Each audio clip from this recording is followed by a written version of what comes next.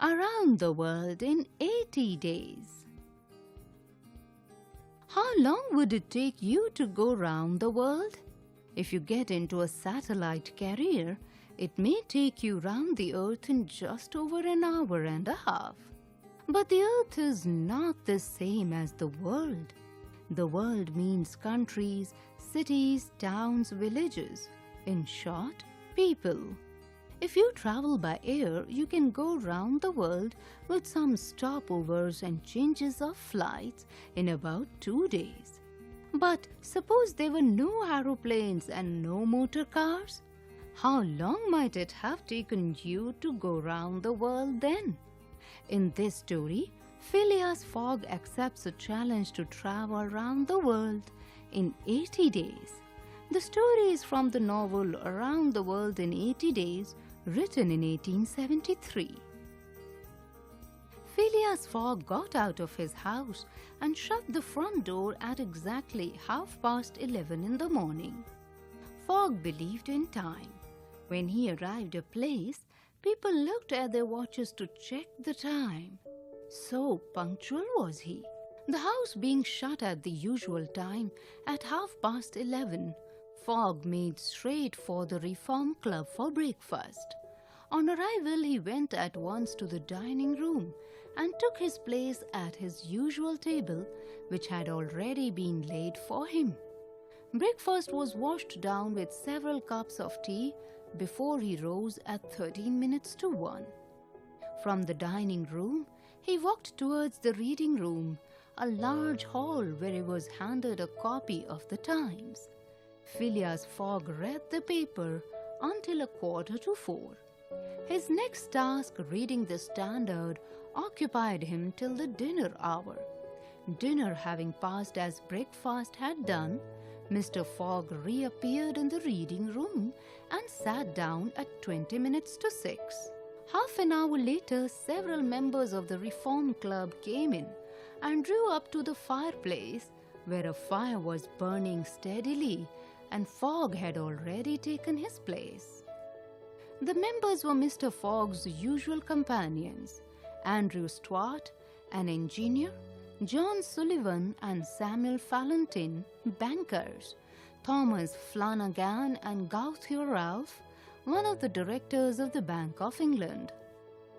Well, Ralph, Said Flanagan. what about that robbery? Oh, Remarked Stuart. the bank will lose the money. On the contrary, Broke in Ralph. I hope we will get the robber. Skillful detectives have been sent to all the principal ports of America and the continent.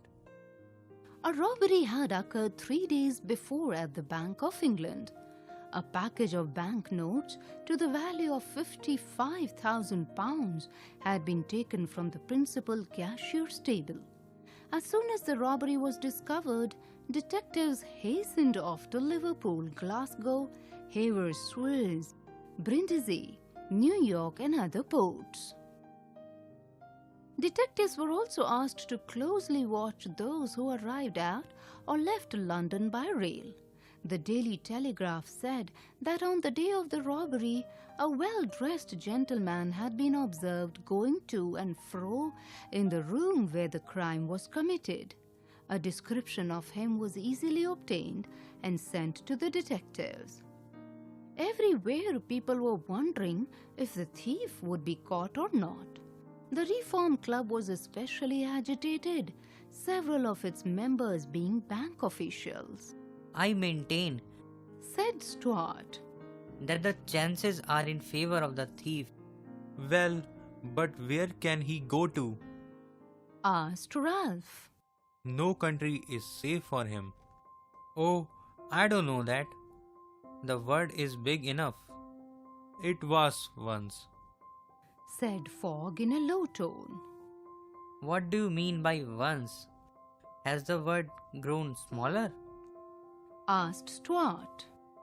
Certainly, Ralph asserted. I agree with Mr. Fogg. The word has indeed grown smaller. Since one can now go round it 10 times more quickly than 100 years ago. But Stuart was not convinced and said with a short laugh, You, Ralph, have a strange way of proving that the world has grown smaller.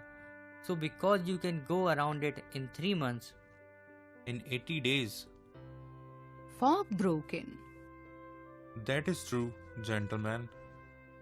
Added John Sullivan. Only 80 days. Here in the estimate made by the Daily Telegraph. From London to Suez via Mont Cenis and Brindisi by rail and steamboats, 7 days. From Suez to Bombay by steamer, 13 days. From Bombay to Calcutta by rail, 3 days. From Calcutta to Hong Kong by steamer, 13 days. From Hong Kong to Yokohama, Japan by steamer, 6 days. From Yokohama to San Francisco by steamer, 22 days. From San Francisco to New York by rail, 7 days. From New York to London by steamer and rail, 9 days.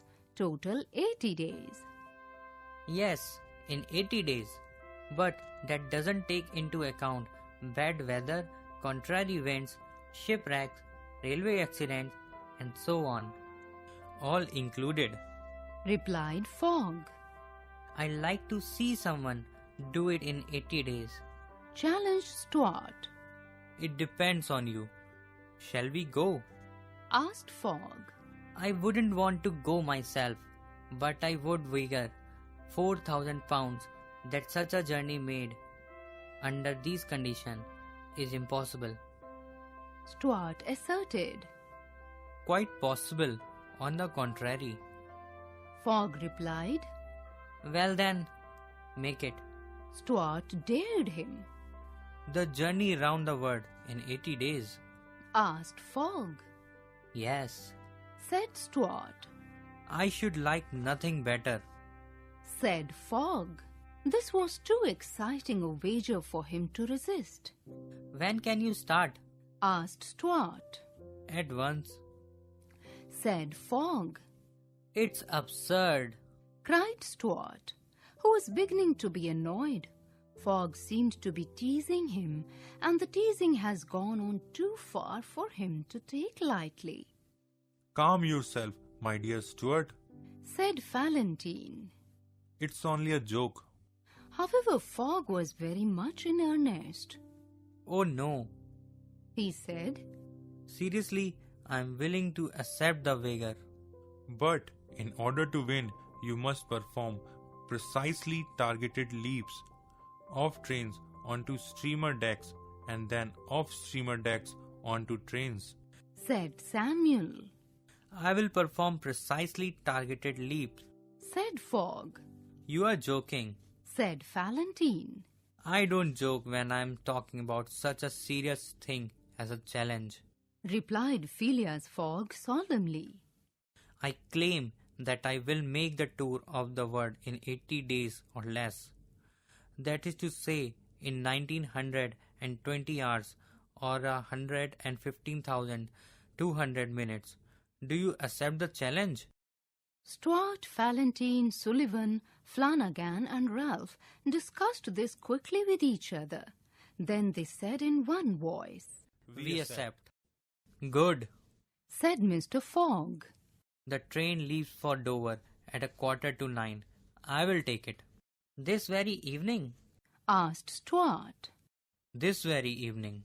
Replied Phileas Fogg. He took out and consulted a pocket almanac and added, As today is Wednesday, 2 October, I shall be due in London in this very room of the Reform Club on Saturday 21 December at 9:15 p.m. If I don't, I shall accept defeat. The clock struck 7 and the party offered to put off the evening's indoor games to allow Mr. Fogg time to make his preparations for departure. There's no need. Said Fogg calmly. I am quite ready to start now, this instant.